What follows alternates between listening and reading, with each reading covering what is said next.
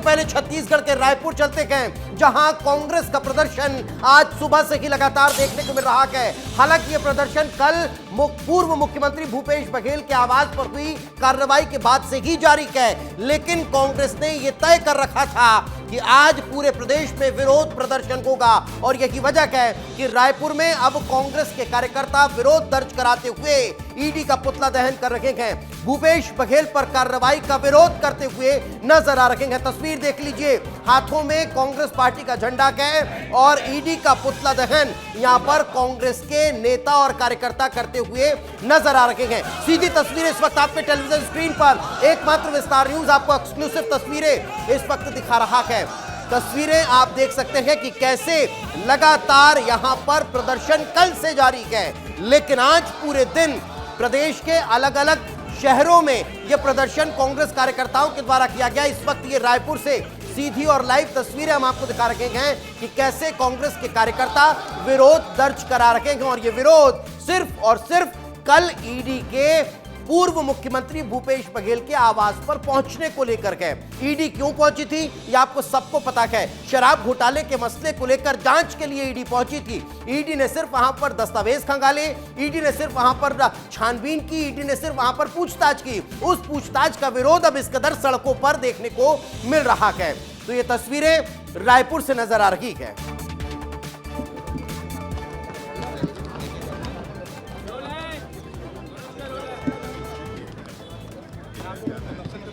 चलो भाई, देखिए, कल हमारे नेता और हमारे प्रदेश के पूर्व मुख्यमंत्री भूपेश बघेल जी के यहाँ ईडी ने छापा मारा और वहाँ पर गई थी, जबकि वहाँ पर ईडी को कुछ भी नहीं मिला।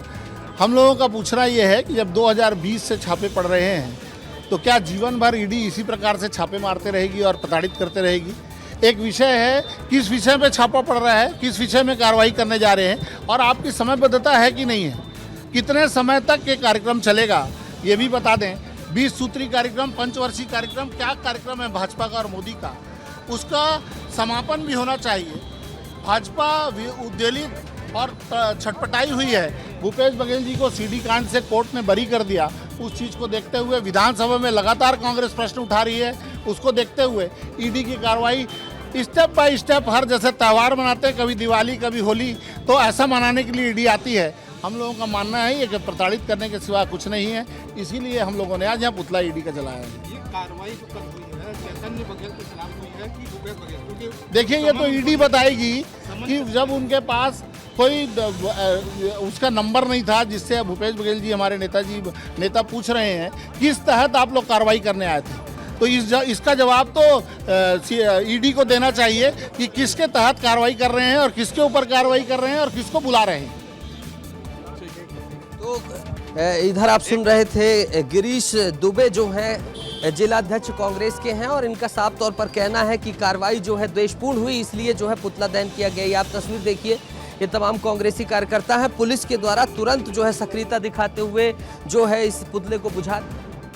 तो सुना आपने कि किस तरह से विरोध जो है वो अब कांग्रेस के नेता और कार्यकर्ता दर्ज कराते हुए नजर आ रहे हैं। तस्वीरें आपके सामने कि कैसे यहां पर पुतला दहन हो रहा है और पूरे प्रदेश में स्थितियां कुछ इस तरह की हैं, तस्वीरें कुछ इसी तरह की निकलकर सामने आ रही है। लेकिन सवाल यह खड़ा होता है कि आखिर ईडी की कार्रवाई को लेकर इतनी निराशा, इतनी हताशा, इतना आक्रोश किस बात को लेकर है? हमारे सहयोगी नीतीश हमारे साथ जुड़ चुके हैं, उन्हीं से जानकारी लेते हैं। नीतीश, सबसे बड़ा सवाल कि आखिर ईडी अपना काम कर रही है, जांच एजेंसी अपना काम कर रही है। जांच एजेंसी सिर्फ वहां पर पूछताछ करने के लिए पहुंची, सिर्फ दस्तावेज खंगाले और जांच करके वापस चली गई। लेकिन इस मुद्दे को पॉलिटिकली इतना भुनाने की आवश्यकता क्या, जो पूरे प्रदेश में इस तरह से प्रदर्शन देखने को मिल रहे हैं? नीतीश।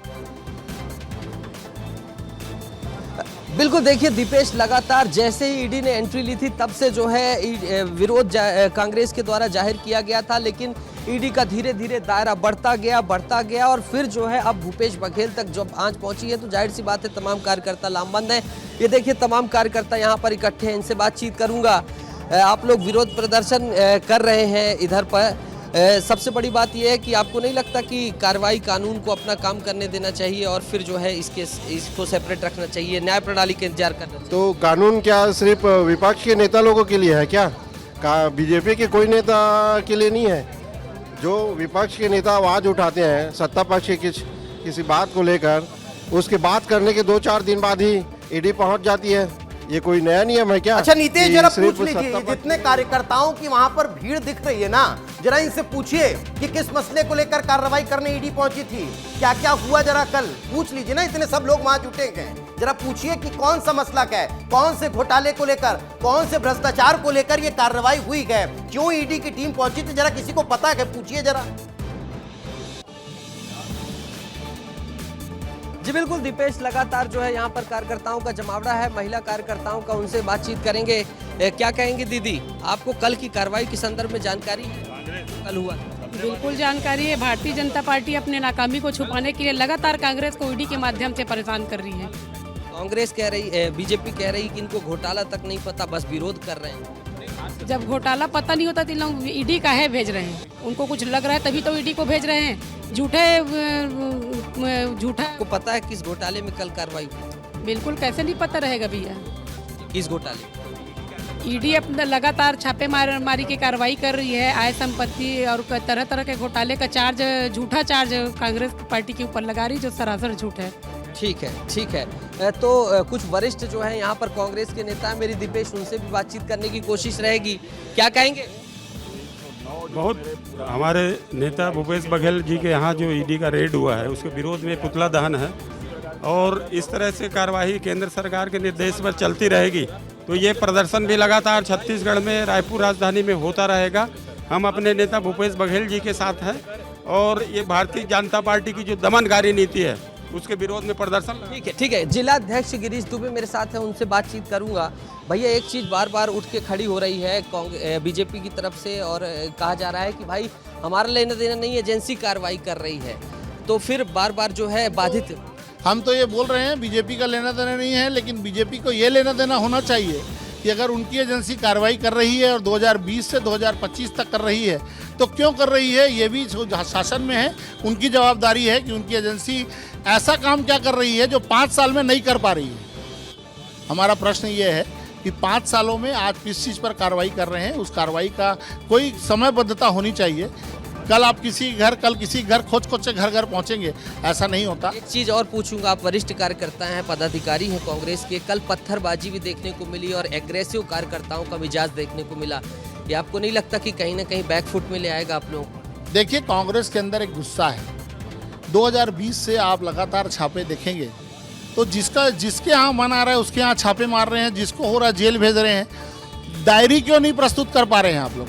सुप्रीम कोर्ट से जमानत मिली है जिन लोगों को, उनको इसी आधार पे मिला है कि आज तक का ईडी ने डायरी प्रस्तुत नहीं की। तो कोई सरकारी काम का कोई नियम कानून हो, भारत के अंदर तानाशाही चल रही है। चलिए, समझा जा सकता है, लेकिन नीतीश फिर भी कहीं ना कहीं एक बड़ा सवाल खड़ा होता है कि अगर सब कुछ सही है, सब कुछ ठीक है, तो फिर ये विरोध किस बात का। बहुत बहुत शुक्रिया नीतीश हमारे साथ चर्चा में जुड़ने के लिए और तमाम जानकारी के लिए।